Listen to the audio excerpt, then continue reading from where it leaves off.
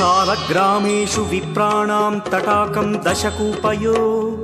यज्ञकोटिसहस्रस्य एकबिल्वं शिवार्पणम्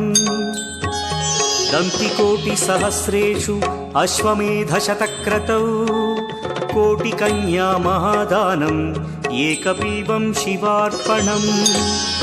बिल्वानां दर्शनं पुण्यं स्पर्शनं पापनाशनम् अघोरपापसंहारम् एकबिल्वं शिवार्पणम्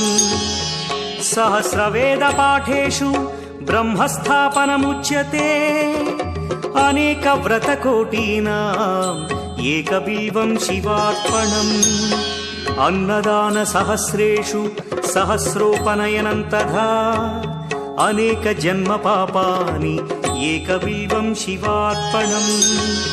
बिल्वाष्टकमिदं पुण्यं यः पठेत्